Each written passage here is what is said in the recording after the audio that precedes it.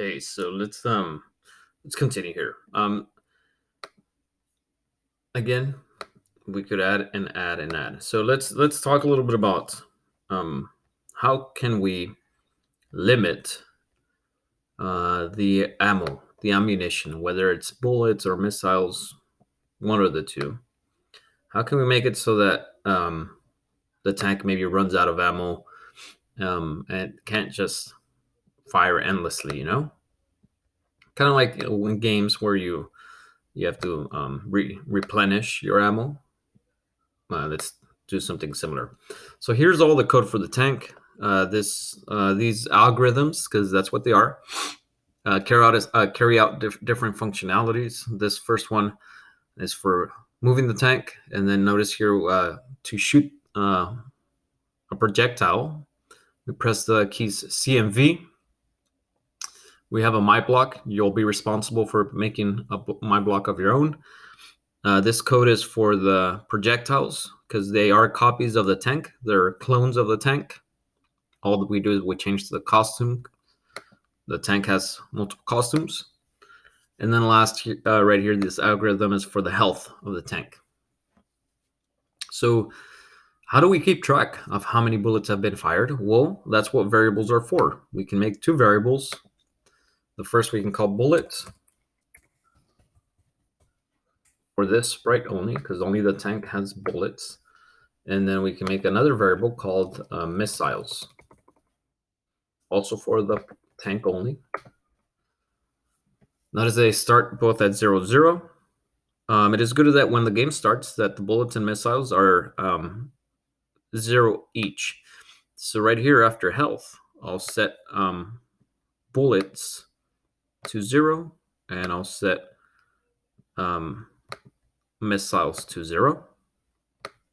Again, that makes it so that when I click on the flag, both of those are initialized to 0. Now, what I want is to be able to keep track of how many bullets and missiles have been fired, because if I can keep track of how many have been fired, I can basically I can place a limit. I can say, well, if you've shot 50 bullets, you're out of bullets now. So notice I'm going to zoom in here for and here this block. Notice when I press the keys C and V, those are both used to fire the two types of bullets. And we execute, we run the shoot block, which is down here.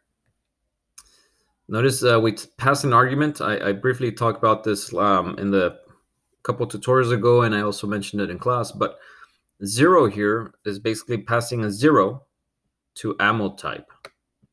So ammo type is 0, and it sets the variable ammo to 0. And why does that matter? Well, because then I create a clone, and when I start as a clone, if the ammo is 0, we're going to use the bullet costume. If I press V, that's a missile, I'll pass 1 as an argument to the block. So ammo type will be 1. I'll set ammo to 1, and we'll then say, well, if ammo is not 0, then switch to the missile costume. So that's why it matters. That's what it makes a difference. Now, what I want to do is every time I shoot, I want these the variables to change, to usually go up by 1.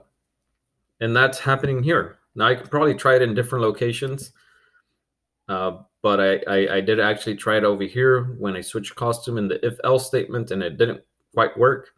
So I'll do it here. If the key C is pressed, shoot 0 and change bullets by 1, which means increase bullets by 1.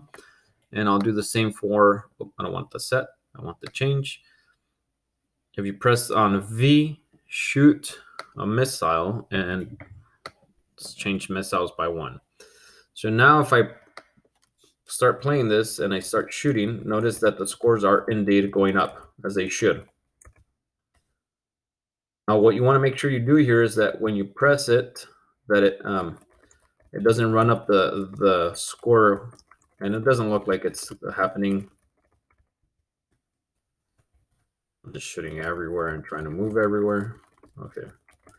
Notice that it has run up already quite significantly here to 70 and 64. Obviously, I'm just pressing this nonstop, but it's working.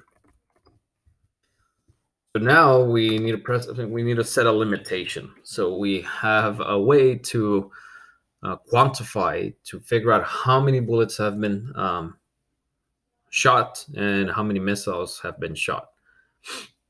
So now we need to actually prevent the sprite from shooting more if it has reached a certain value. So how can we do that? Well, we look at the mechanism by which we're shooting. We're pressing the keys C and V in the keyboard. So we're going to add an AND condition. Again, I'm going to zoom out so you can see where we're at in our code. So we're right here. I'm going to say that if you press on the letter C, AND, so I'm going to go to operators and get the AND. And I'm going to say AND bullets is less than, let's say we want to do 50. Oh, I grabbed the greater than. Oh, and I need the AND. That's not what I want to do. There we go. So I'll put this, if you press the C key and bullets, notice I can then use the variable right here, variable. And bullets is less than 50. Let's say that you can only have 50 bullets. Now, what is this? I'm going to actually deactivate my my clones here because they are, well, they're overwhelming me. Oh, I think if I just detach in this code, if I just detach the create a clone of myself, that happens at the very beginning. I think that might do it. Again, I'm going to zoom out and this one, so that it's not too overwhelming here. Notice I don't have any clones coming at me. That's good.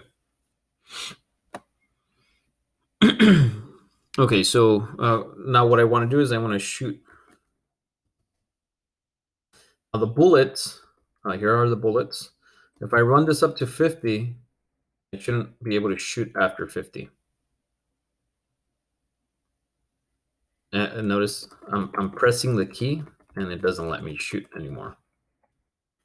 That's because if we look at the code, at the logic, if you press on the letter on the C key and the variable bullets is still less than 50, you can shoot and increase bullets by 1. But although we are pressing the letter key, the letter C, bullets is no longer less than 50 at this point. So we don't shoot. We can't execute this block. And that's why when I press C, nothing happens. So I've prevented endless ammunition, if you will. So now I need to do the same for the missiles. I'll actually just copy this, duplicate the end, and then I don't want to put it in there. Sometimes it does that, right? I'll get rid of this right here. I'll change this to V.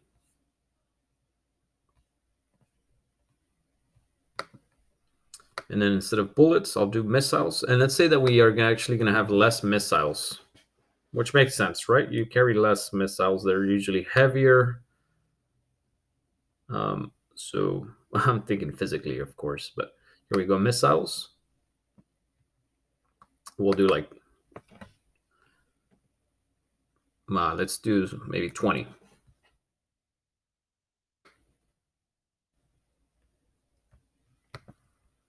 Okay, now if I shoot missiles, when I get to 20, it stops. I run out. Now, you're going to see this is going to make this problem much harder now because we're running out of ammo. And so then we need to figure out a way to make some ammo. So let me go ahead and stop this. Let me actually activate each of the zombies here to see how this plays out.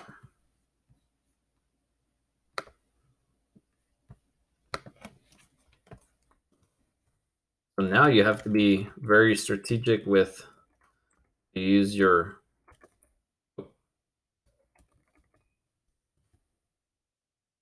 notice I still have ammunition for both, but as I'm just kind of throwing these everywhere, I'm already out of missiles. Now I'm out of bullets. So now that's it. I'm just gonna have to run, you know? I don't have any more. So what do we want to do next is we want to maybe randomly have these restocking options of ammo. So have these showing up at random, this restocking. Okay, so let's go ahead and do that. Okay, I'm gonna make a drawing here. I guess I don't want to spend too much time on this, but I'll draw a rectangle. Notice I'm drawing it right in the center. Okay, make sure you do that. So I have this rectangle. I'm gonna tilt it a little bit. It looks a little big, but I'll copy it. Control C will copy. Control V will paste.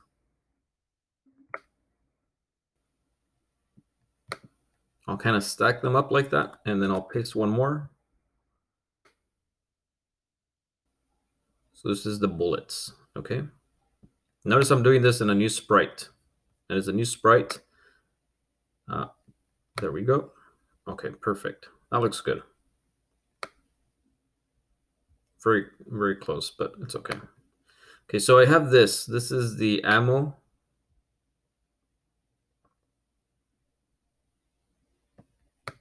Okay, there we go. So we have ammo. This is for the bullets. I'll call this sprite ammo.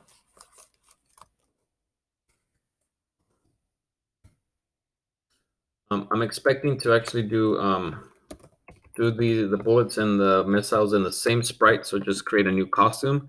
I don't know exactly how that's going to work out, but we can give it a try. So the first thing I want to do is I'll first start with the bullets, then we can move on to the missiles. I come in here. This is brand new, so there's no code in here. I'm actually going to go to the tank and look at the code here for when you switch customs to a bullet. We set size to 60%. So I'm actually gonna do this at 60%. I'll grab a flag where events are at. Let me zoom in here. First thing I want to do is set size to 60%, get the size correct. 60. Click it. Okay, well, that's decent. Maybe I can do 50. Let me see, click it. Okay, that's good. 50.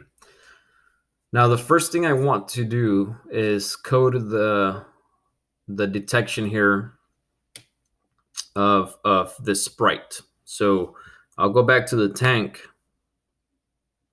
And the reason I'm going to do it in the tank is because if the tank touches the ammo here, I want to set bullets back to 0.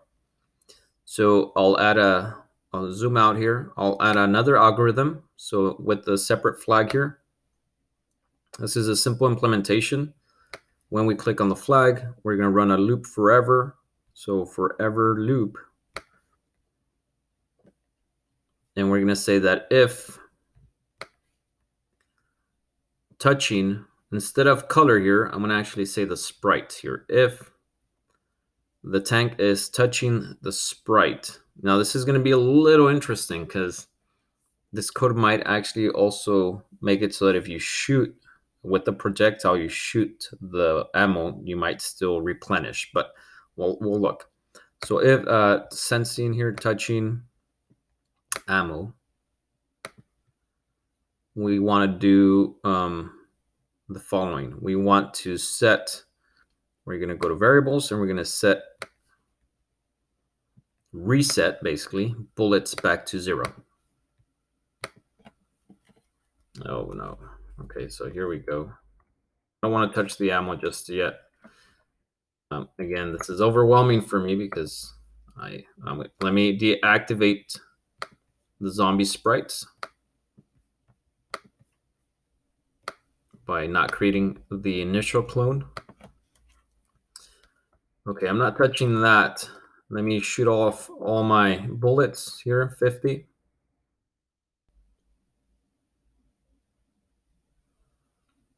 And then if I go and touch the ammo, hover over it, it resets back to 0. Good, perfect. It works as it should. Now, notice here that this variable, the bullets variable, it only exists for the tank. It says they're tank bullets.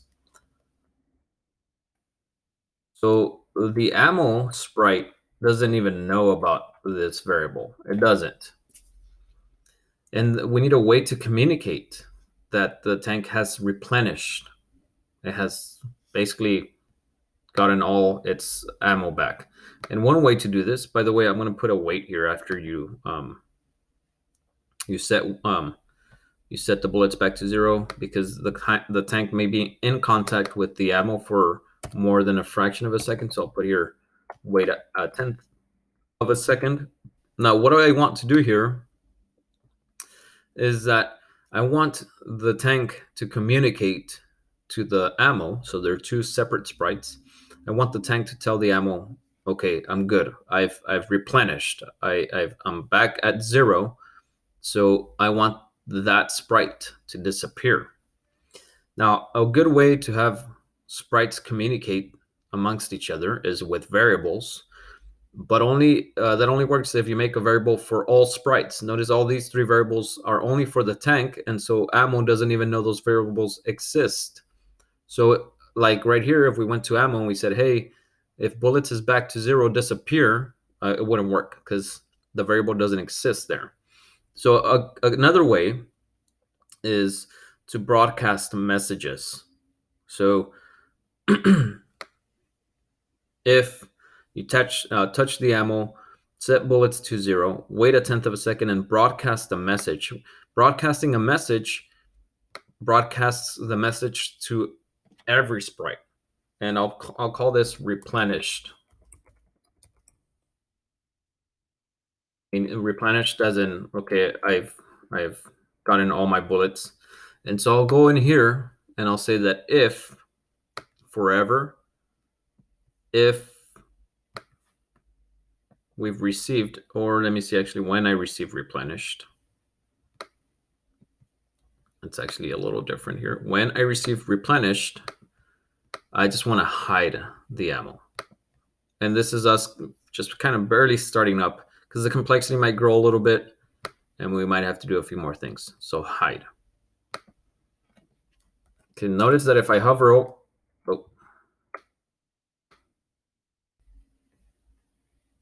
it's because I every time I hover over it, it's going to hide. Okay, let me go back here. When I click on the flag, show it, because I want to see it. Okay, good. Now notice I'm going to shoot all my.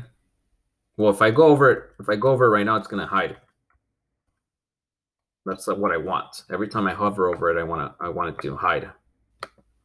And the reason is because, well, once you grab the ammo, it should be gone. But let me waste all my. I want to see if okay, good. The clone doesn't actually make it hide. Good. So there, I'm out of bullets. I replenish, and then it goes away. I will say here, so that we can actually see how the message was broadcast. Right here, when I receive replenish, hide. But we're also going to just show some text so we can actually see. We're going to say hello for like 5 seconds, okay? We want to see how these communicated. The tank, if it touches the ammo, set bullets to 0, wait a tenth of a second, broadcast that you've replenished, and then the ammo says, when I receive replenished, I'm going to hide and say hello. Only so we can see that it is actually indeed happening, going the way we want it to go. So here I'll get rid of all my bullets.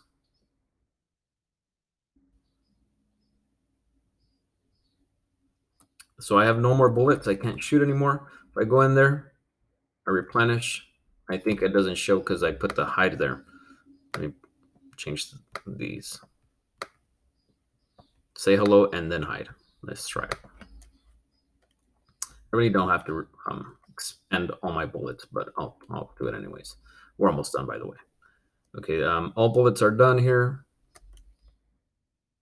Says hello. So it received the message for 5 seconds, says hello, and then it should go away. And we don't want to say hello. I just want you to see how we can communicate between sprites, and you can send that message, and every sprite will receive that message if they so choose to. So meaning you can put this code in the zombie sprites. Maybe you can freeze them for a little bit if you want when you broadcast that message. Okay, we'll continue with this tutorial, and then with this functionality in the next tutorial.